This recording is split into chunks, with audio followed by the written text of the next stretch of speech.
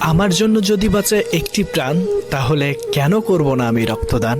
জরুরি বিভাগে দাঁড়িয়ে যখন ডক্টর বলে আপনাদের 2 ব্যাগ ব্লাডের প্রয়োজন, ঠিক সেই মুহূর্তে আমরা ছুটে যাই একটা ডোনারের খোঁজে। একজন ডোনারকে কল করার আগে কিছু কথা মাথায় রাখবেন।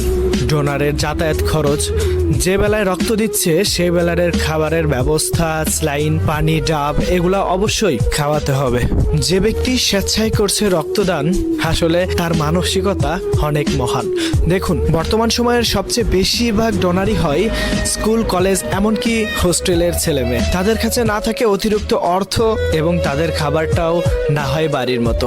তাই ডোনারের যত্ন নিন, নিজে পাশে দাঁড়ান, অন্যকে পাশে দাঁড়ানোর অনুপ্রেরণা যোগান। অনেক সময় দেখা যায় পরদিন এক্সাম, তবুও তারা ব্লাড দেয়। শুধু তাই নয়, এই শহরে এমন অনেক মানুষ আছে যারা নিয়মিত রক্তদান করে। তাদের মধ্যে কেউ শ্রমিক, কেউ ভ্যান চালক, অনেকেই আছে সারাদিন খেটে পেটে রাত্রে গিয়ে স্বেচ্ছায় ব্লাড দিয়ে আসে। দেখুন, আমার আপনার 1 ফোঁটা ব্লাড তৈরি করার ক্ষমতা নেই, তবুও মানুষ স্বেচ্ছায় তার শরীর থেকে প্রায় 500 মিলি রক্ত ডোনেট করে থাকে।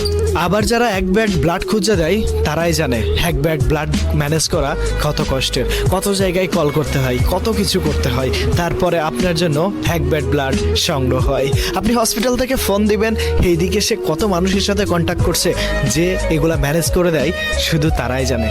কিন্তু এগুলা সবসময় হাইড স্টোরিতে থাকে। এমন অনেক মানুষ আছে যাদেরকে আমরা চোখেও দেখি না, তবুও কি ব্লাড ডোনেট করে থাকি। তবুও কি মধ্যরাতেও একটা কলে আমরা ডোনারকে খুঁজে বের করি এবং আমরা হসপিটাল পর্যন্ত পৌঁছে দিই। কি কোনো স্বার্থ নেই, তাই নিজে পাশে দাঁড়ান, অন্যকে অনুপ্রেরণা দিন। তাই মনের গভীর থেকে সম্মান জানাই তাদের যারা প্রতিনিয়ত এমন মহৎ কাজের সাথে যুক্ত আছে। আপনার 1 ব্যাগ ব্লাডের জন্য হয়তো বেঁচে যেতে পারে একটি প্রাণ, তাই তো আপনাকে জানাই লক্ষ কোটি মায়ের সম্মান। স্যালুট ভাই, রেসপেক্ট। আমার জন্য যদি বাঁচে একটি প্রাণ, তাহলে কেন করব না আমি রক্তদান?